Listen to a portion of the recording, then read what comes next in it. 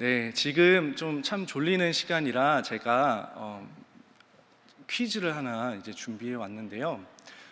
이제 영국의 어떤 심리학 교수가 이렇게 좀 만들어낸 질문이라고 합니다. 그래서 한번 가벼운 마음으로 생각해 주시면 좋겠는데, 제가 세 가지 질문을 드리겠습니다. 그러면 깊게 생각하지 말고 바로바로 떠오른 것을 마음에 담아 두거나 적어 놓으시면 됩니다. 첫 번째 질문은 무엇이냐면, 내가 가장 좋아하는 동물은? 이 질문을 드렸어요. 떠오르는 거 있으시죠? 네. 그리고 제가 두 번째 질문을 또 드리겠습니다. 깊게 생각하면 의미가 없어요. 바로바로 떠오르는 거 생각하시면 됩니다. 두 번째 질문은 내가 두 번째로 좋아하는 동물. 네. 다 생각하셨죠? 그리고 세 번째는 벽 하면 떠오르는 이미지, 떠오르는 생각, 벽. 네. 자, 이거는 확실한 답이 있는 건 아니고요. 이제 가볍게 생각해 주시면 좋겠는데, 첫 번째 질문은 무엇이냐면, 여러분들 어떤 동물을 떠오르셨나요? 사슴, 그런 분들도 계시고, 저는 토끼를 떠올렸습니다. 근데 이게 어떤 의미가 있냐면, 첫 번째는 이런 거래요. 내가 되고 싶은 모습, 그러니까 내가 바라는 모습. 네, 좀 그런 것 같나요, 여러분들은? 네, 저는 그냥 생각 없이 토끼띠라서 이제 토끼 좋아합니다 이렇게 말했는데, 아무튼 내가 되고 싶은 모습. 근데 두 번째 질문은 뭐냐면, 두 번째 동물 떠오르는 거 있죠? 근데 두 번째는 뭐냐면, 내가 바라는 이상형. 네, 어떤 동물을 떠올렸어요? 네, 우리 아내와 남편 옆에 계신 분들 혹시 맞나요?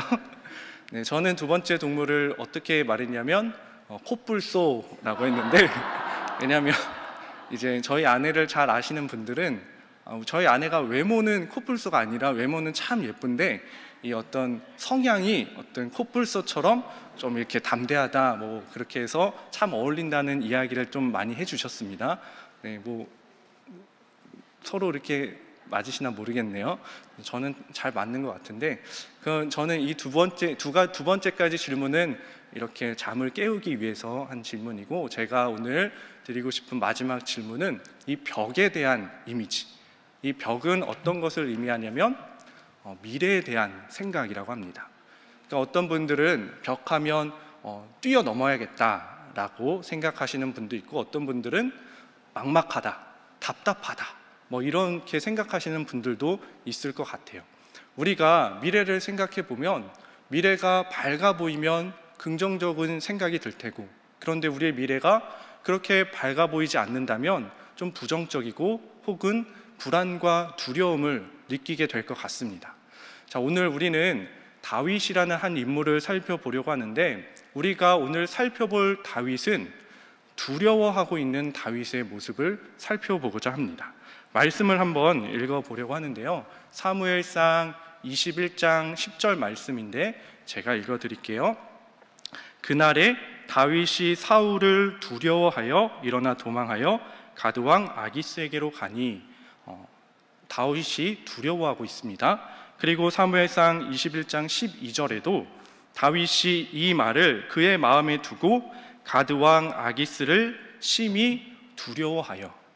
다윗이 계속해서 두려워하고 있습니다. 왜 두려워했을까? 이때 다윗의 인생은 올라가고 있던 인생이 아니라 내리막길을 내달리고 있었기 때문입니다. 한때 다윗은 승승장구했을 때가 있습니다. 멋지게 올라갈 때가 있었습니다.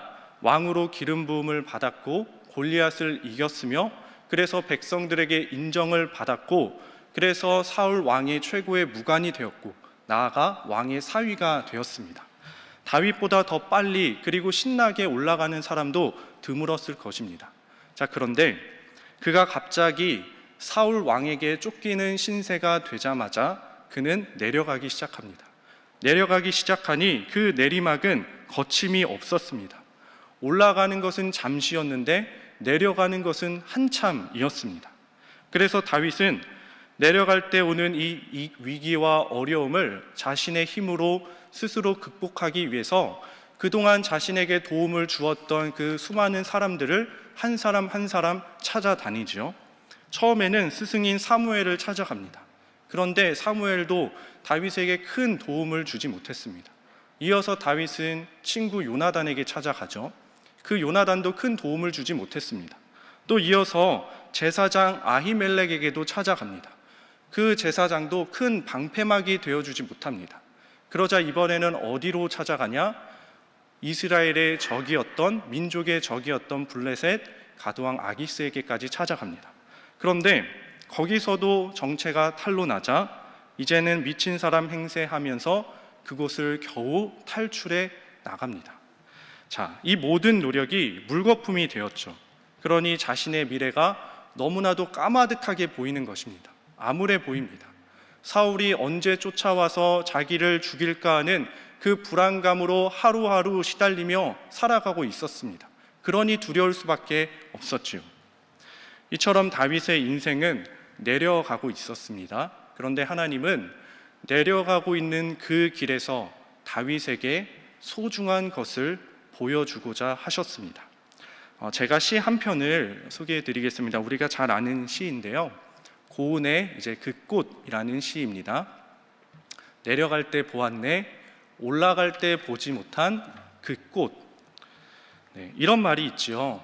젊어서는 보이지 않던 것이 나이가 들어서는 보게 되는 것이 있다. 또 성공할 때는 보지 못한 것이 실패한 후에는 보이는 것이 있다. 그리고 건강할 때 보이지 않던 것이 병들면 보이는 것이 있다라는 말이 있습니다. 이처럼 우리가 올라갈 때 보이지 않던 것들이 내려오면서 보이게 되는 것이 있다라는 말씀입니다. 그리고 그 내려가면서 보는 그것이 올라갈 때 보이는 것보다 더 귀중하고 아름다운 경우가 많다라는 것이죠. 하나님께서도 다윗에게 올라갈 때 보지 못했던 것을 내려가게 하면서 보게 하셨다라는 말씀입니다. 다윗은 내려가는 길에서 많은 것들을 보았지만 오늘은 두 가지를 살펴보도록 하겠습니다. 첫 번째로 다윗은 내려가는 길에서 자신의 또 다른 모습을 보게 됩니다. 사무엘상 21장에 보면 제사장이 다윗에게 이런 질문을 합니다. 이제 급하게 오는 다윗을 보고 의문이 들어서 이런 질문을 하는 거죠. 다윗이여, 왜 당신은 혼자 이곳에 왔습니까? 이 질문을 받고 다윗은 당황스러워서 나는 왕의 은밀한 명령을 받고 이곳에 왔습니다. 내 부하들은 은신처에 숨어 있습니다 라고 임기응변, 그런 거짓말을 꾸며댑니다.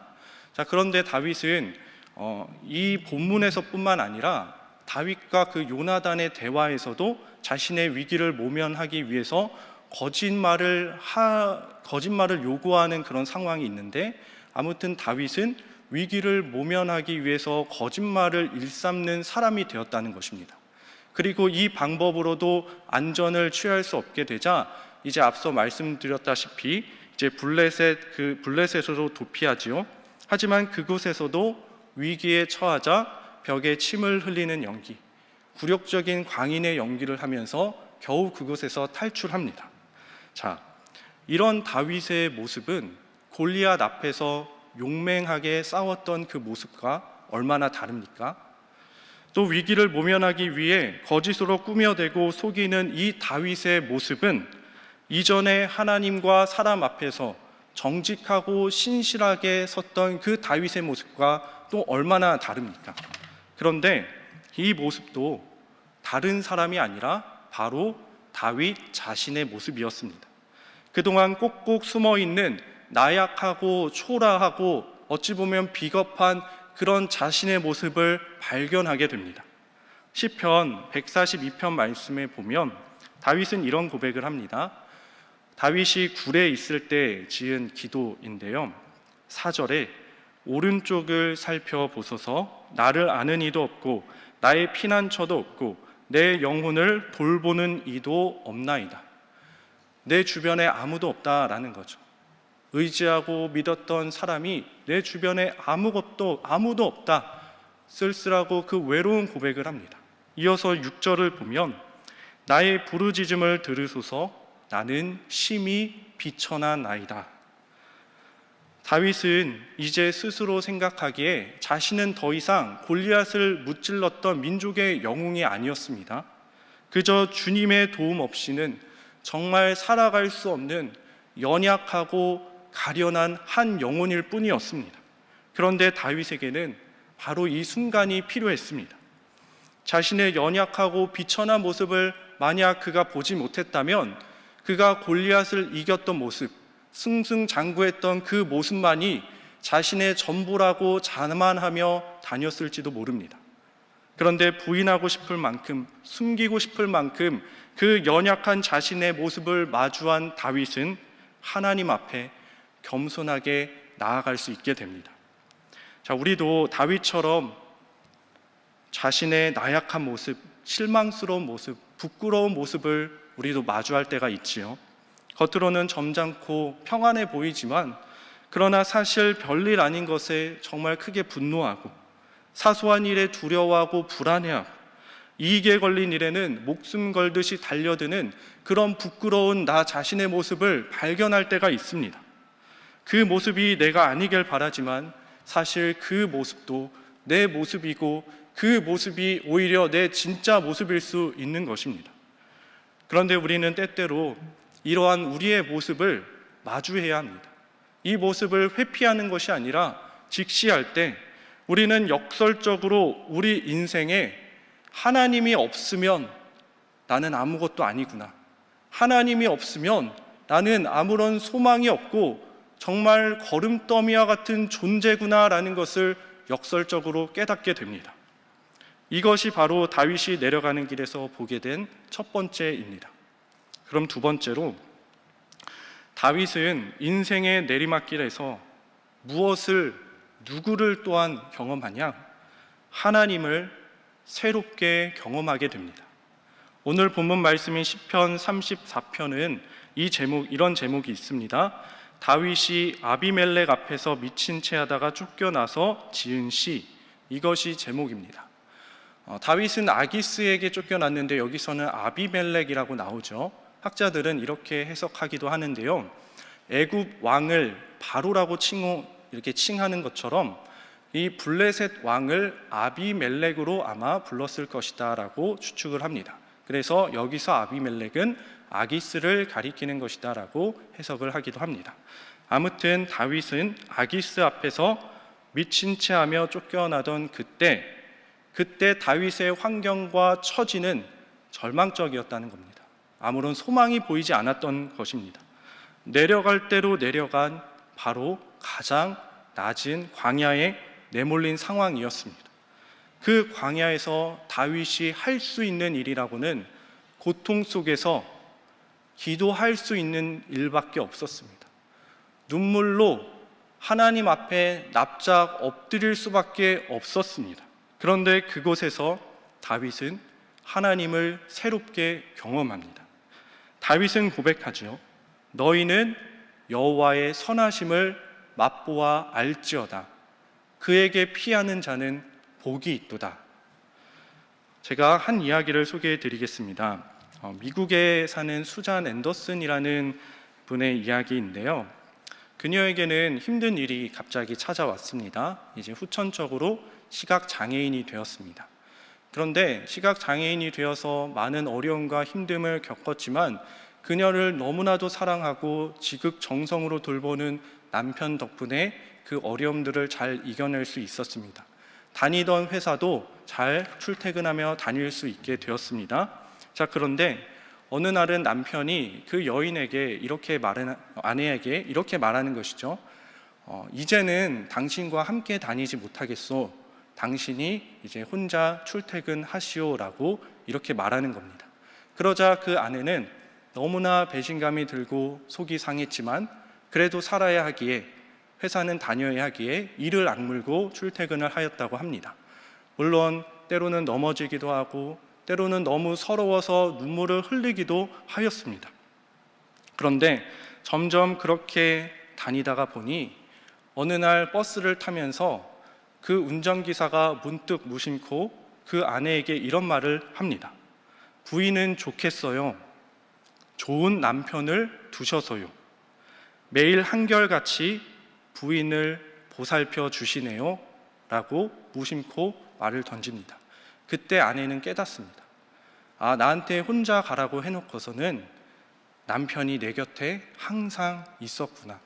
내가 어디를 가든 항상 넘어지지 않도록 장애물이 있으면 치워주고 나를 지키고 나를 돌보고 내 곁에 항상 동행하고 있었구나라는 것을 깨닫고 감격의 눈물을 흘렸다라는 이야기입니다.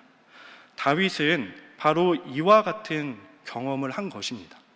하나님은 나와 함께 있지 않다고 생각했는데 하나님은 나와는 저 멀리 있다, 나와는 함께 있지 않고 하나님은 저 멀리 있다라고 생각했는데 그것이 아니라 사실 그 어느 때보다 가장 가까이서 나의 등 뒤에서 지키시고 돌보시는 하나님이시구나, 그 하나님이 바로 나의 하나님이시구나 라는 것을 경험합니다. 그래서 고백하는 거죠. 너희는 하나님의 선하심을 맛보아 알지어다.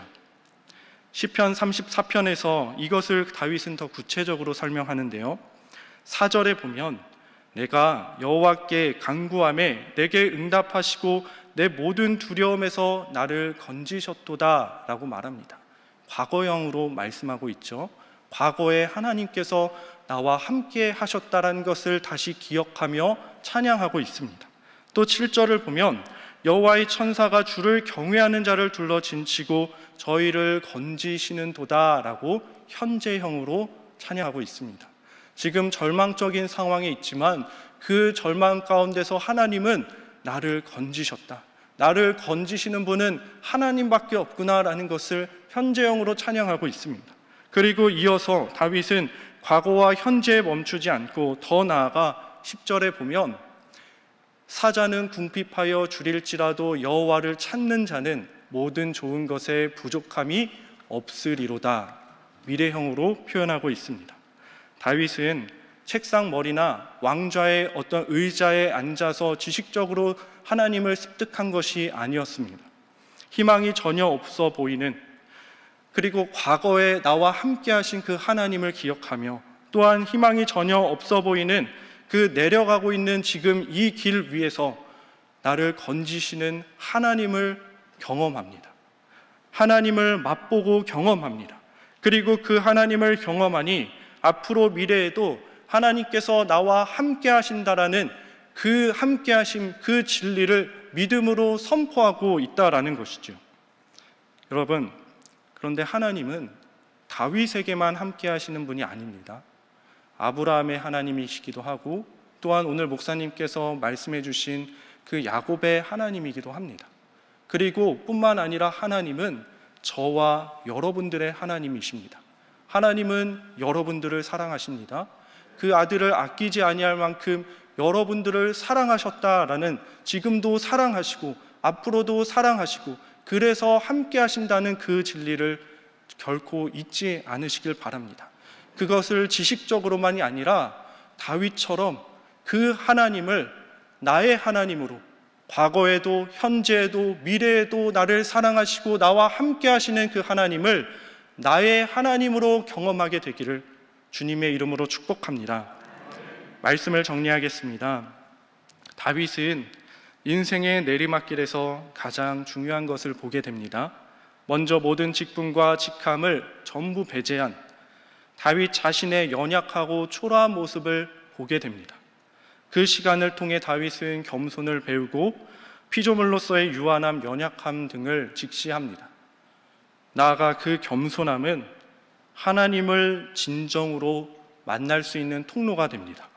언제나 다윗과 함께 하시는 하나님, 그의 삶을 통째로 인도하시며 보살피시는 그 하나님의 살아계심을 깊이 충만하게 경험합니다. 그리고 이 경험이 다윗을 다시 일으키는 힘이 되었습니다. 사랑하는 성도 여러분, 혹시 선뜻 사람들에게 말할 수 없지만 지금 인생의 내리막길을 내달리고 계시는 분 계십니까? 언제 끝날지 끝이 보이지 않고 내달리는 속도가 너무 빨라 이리 쏠리고 저리 쏠리며 두려움에 곤두박치는 그 상한 심령으로 여기에 나오시는 분 혹시라도 계실지도 모르겠습니다. 그렇다면 오늘 본문 말씀에 한 번 더 귀를 기울이시기 바랍니다. 너희는 여호와의 선하심을 맛보아 알지어다. 그에게 피하는 자는 복이 있도다. 아멘. 이 말씀이 저와 여러분들의 말씀이 되기를 원하고 이 말씀의 축복이 여러분들의 것이 되기를 주님의 이름으로 축복합니다. 기도하겠습니다. 사랑과 은혜가 풍성하신 하나님 아버지, 감사합니다. 오늘 예배 드릴 수 있도록 이 자리에 오게 하신 주님의 인도하심 감사합니다. 하나님, 저희들이 때로는 하나님의 함께 하심을 의심하고 믿지 못할 때가 있습니다. 다윗이 그랬습니다. 그러나 하나님, 다윗이 그랬지만 하나님의 함께 하심을 경험하여 하나님의 선하심을 맛보아 알지어라도 고백한 것처럼 우리도 하나님을 경험하여, 나의 하나님을 경험하여 하나님의 선하심을 맛보아 알지어다라는 그런 감격 있는 고백이 우리의 입술 가운데, 우리의 삶 가운데 터져 나오게 하여 주옵소서. 감사드리며 거룩하신 예수 그리스도 이름으로 기도드립니다. 아멘.